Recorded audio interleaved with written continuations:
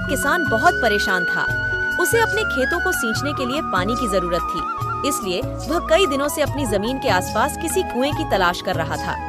इसी तलाश में वह घूम ही रहा था कि अचानक उसे एक कुआं दिखा। ये कुआं उसके खेतों से बहुत नजदीक था, इसलिए किसान बहुत खुश हुआ। उसने सोचा कि अब उसकी परेशानी खत्म हो गई। ये सोचकर वह खुशी खुशी घर चला गया। अगले दिन वह पानी लेने कुएं पर पहुंचा। जैसे ही उसने कुएं के नजदीक रखी बाल्टी कुएं में डाली, वहां एक आदमी आ धमका। वह किसान से बोला, यह कुआं मेरा है, तुम इससे पानी नहीं ले सकते। अगर तुम इस कुएं से पानी लेना चाहते हो तो तुम्हें इस कुएं को खरीदना होगा। यह बात सुनकर किसान कुछ देर रुका और फिर मन ही मन सोचने लगा कि अगर मैं इस कुएं को खरीद लूं तो मुझे कभी पानी की कमी नहीं होगी और न ही मुझे पानी के लिए इधर उधर भटकना पड़ डरेगा। फिर क्या था, दोनों के बीच एक रकम तय हुई। किसान के पास उतने पैसे तो थे नहीं, लेकिन वह यह मौका छोड़ देना नहीं चाहता था। इसलिए किसान ने उस आदमी को अगले दिन वह रकम देने का वादा किया और घर की ओर चल दिया। किसान के लिए कुआं खरीदने का यह अच्छा मौका था, इसलिए वह इस काम में जरा भी देर नहीं करना चाहता था। घर पहुंचते ही उसने अपने करीबियों और दोस्तों से इस बारे में बात की और कुएं के लिए तय हुई रकम का इंतजाम करने में जुट गया। थोड़ी भागदौड़ और कोशिश के बाद आखिरकार उसने वह रकम जमा कर ली। अब वह पूरी तरह से निश्चिंत हो चुका था कि उसे कुआं खरीदने से कोई नहीं रोक सकता। जमा हुए पैसों को लेकर वह फिर घर चल दिया।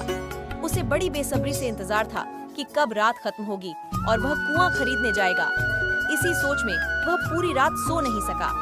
अगले दिन सुबह होते ही वह कुआं खरीदने निकल पड़ा। उस आदमी के घर पहुंच किसान ने उसके हाथ पर पैसे रखे और कुएं को खरीद लिया। अब तो कुआं किसान का हो गया था, तो फिर उसने पानी निकालने में देर नहीं की। जैसे ही किसान ने कुएं से पानी निकालने के लिए बाल्टी उठाई, उस आदमी ने फिर बोला, ठहरो, तुम इस कुएं से पानी नहीं निकाल सकते हो। मैंने तुम्हें कुआं बेचा है, कुएं का पानी अभी भी मेरा है। किसान मायूस हो गया और न्याय के लिए राजा के दरबार में शिकायत करने पहुंच गया। मालूम है उस राजा का नाम क्या था?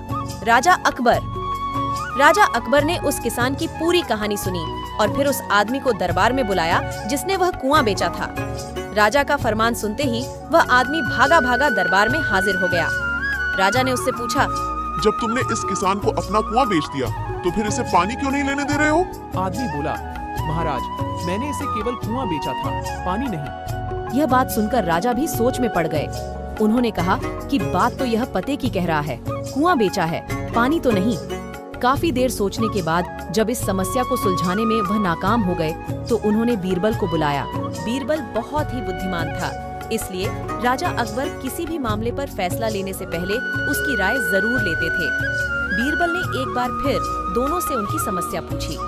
पूरी बात जानने के बाद बीरबल ने उस आदमी से कहा, ठीक है, तुमने कुआं बेचा, पानी नहीं, फिर तुम्हारा पानी किसान के कुएं में क्या कर रहा है? कुआं तुम्हारा नहीं है, फौरन अपने पानी को कुएं से बाहर निकालो। बीरबल का इतना कहते ही उस आदमी को समझ आ गया कि अब उसकी चालाकी किसी काम नहीं आने वाली। उसने राजा से फौरन माफी मांगी और माना कि कुएं के साथ उसके पानी पर भी किसान का पूरा अधिकार है। यह देखकर राजा अकबर ने बीरबल की बुद्धिमानी की तारीफ की और कुआं बेचने वाले आदमी पर धोखेबाजी के लिए जुर्माना लगाया। कहानी से सीख किसान और कुएं की कहानी से पता चलता है कि अपने आप को दूसरे से अधिक चालाक नहीं समझना चाहिए।